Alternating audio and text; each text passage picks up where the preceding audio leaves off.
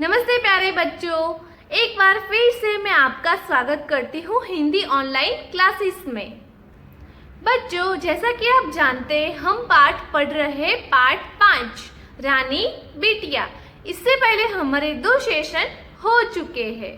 बच्चों, मैं आशा करती हूँ कि आपने 2 सेशन अभी तक जो भी पढ़े वो सब आपको याद होगा। तो आइए बच्चों, आज के इस अध्याय में हम क्या क्या सीखेंगे और उसकी जानकारी हम प्राप्त कर लेते हैं। बच्चों, सबसे पहले हम यह पाठ में आ रहे प्रश्नों के उत्तर के बारे में जानेंगे। उसके बाद तुकान शब्द और फिर अंत में व्याकरण टॉपिक सर्वनाम के बारे में जानेंगे। तो आइए बच्चों, यह पाठ में आ रहे प्रश्नों के उत्तर के बारे में जान लेते हैं। प्रश्नों के उत्तर लिखिए। पहला प्रश्न, इस कविता को एक नया शीर्षक दे।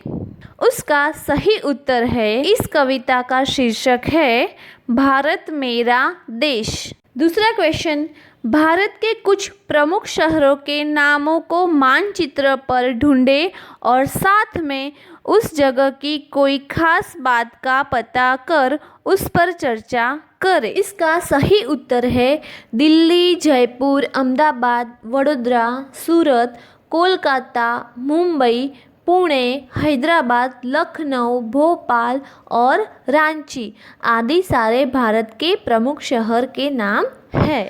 पहला है मुंबई। इस शब्द का उद्गम मुंबा देवी से हुआ है।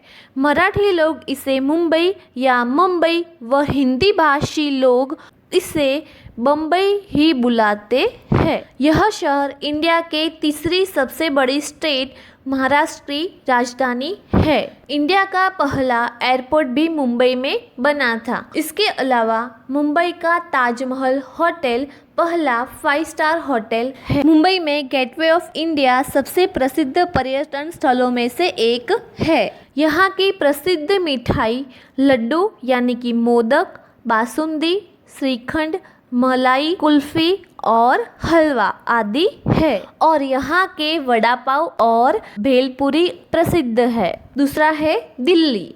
दिल्ली भारत की राजधानी और एक केंद्र शासित प्रदेश है।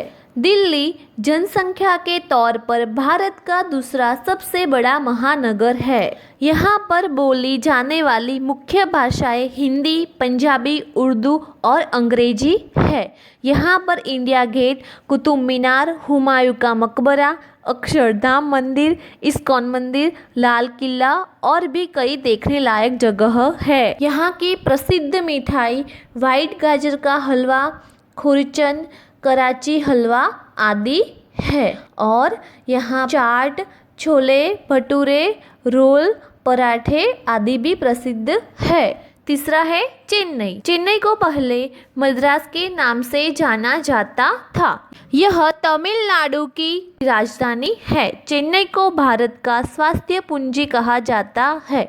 नेशनल जियोग्राफी ने चेन्नई के भोजन को दुनिया में दूसरा सबसे अच्छा स्थान दिया है। यहाँ पर इलियट्स बीच, कपालेश्वर मंदिर, सेंट जॉर्ज का किला और मरीना बीच जैसे और भी कई देखने लायक जगह है। यहाँ की प्रसिद्ध मिठाई पायसम और उन्नीयापम है। पांचवा है पुणे। भारत के महाराष्ट्र राज्य का एक महत्वपूर्ण शहर है।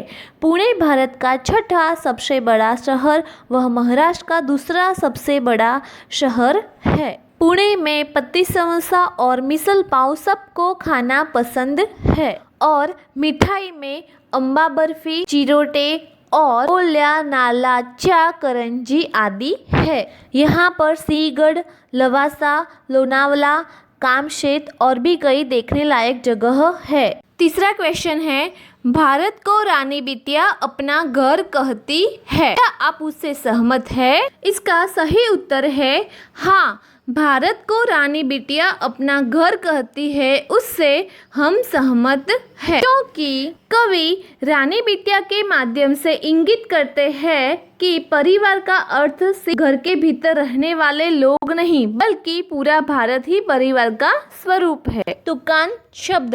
तुकान शब्द को इंग्लिश में राइमिंग वर्ड्स भी बोलते हैं। तो बच्चों, अब हम तुकान शब्द की परिभाषा के बारे में जान लेते हैं।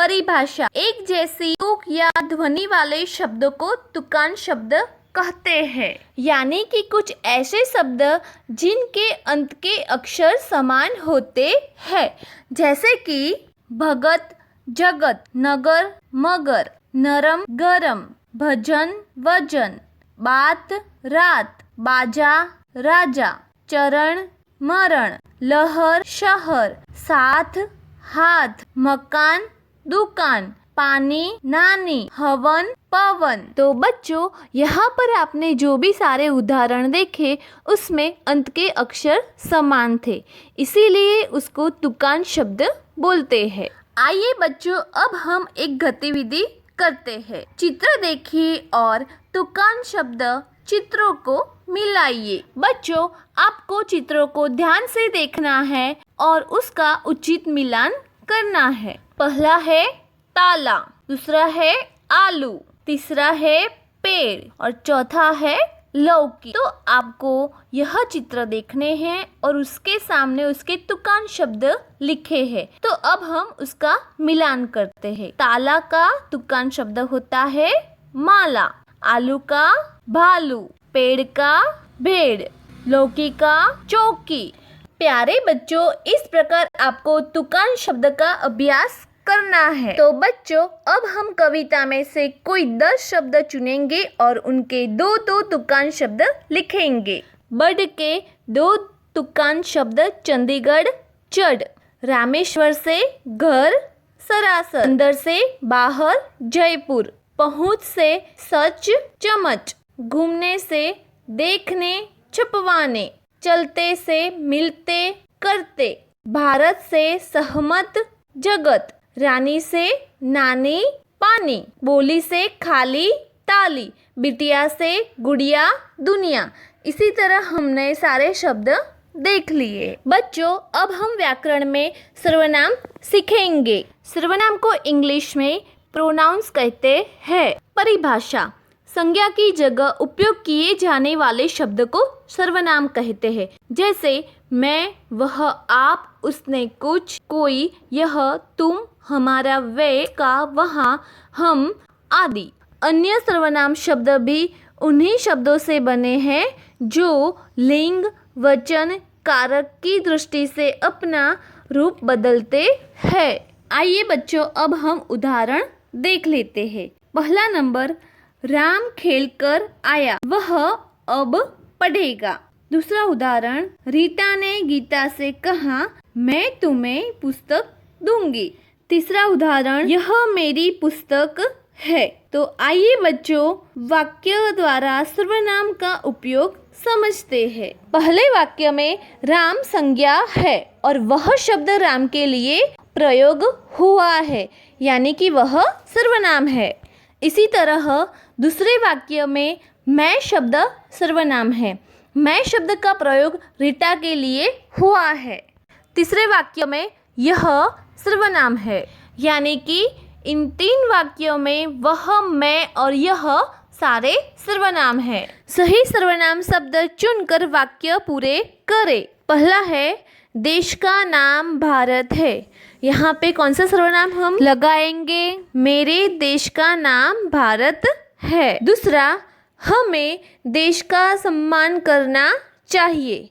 तो यहाँ पे सर्वनाम आएगा, हमें अपने देश का सम्मान करना चाहिए, यानी कि यहाँ पे आएगा अपने। तीसरा है, क्या आपके साथ चंडीगढ़ जा रहा है? हम यहाँ पे सर्वनाम लगाएंगे, क्या आपके साथ कोई चंडीगढ़ जा रहा है? चौथा, जयपुर शहर पसंद है। हम यहाँ पे सर्वनाम लगाएंगे, मुझे जयपुर शहर पसंद है।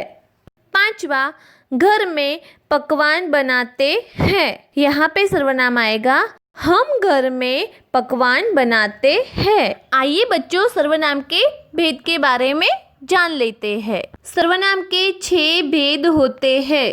पहला है पुरुषवाचक सर्वनाम, दूसरा है निश्चयवाचक सर्वनाम, तीसरा है अनिश्चयवाचक सर्वनाम, चौथा है प्रश्नवाचक सर्वनाम, पांचवा है संबंधवाचक सर्वनाम और छठा है निजवाचक सर्वनाम। बच्चों, सर्वनाम के भेद कैसे याद रखने का, तो याद रखना है कि सर्वनाम 6 प्रकार के होते हैं। उनको याद रखने का तरीका यह है। ट्रिक, अनाप शनाप। अ से मतलब होता है अनिश्चयवाचक सर्वनाम, ना से निश्चयवाचक सर्वनाम, प से पुरुषवाचक सर्वनाम, सनाप से स से संबंधवाचक सर्वनाम, ना से निजवाचक सर्वनाम और अंत में प से प्रश्नवाचक सर्वनाम। बच्चों, घर पे आप इसका अभ्यास करते रहना। तो बच्चों, मैं उम्मीद रखती हूँ कि इस पाठ में अब तक हमने जो भी सीखा वो आपको अच्छे से समझ में आ गया होगा। आज का यह अध्याय हम इधर ही समाप्त कर रहे हैं। So bye bye everyone and take care.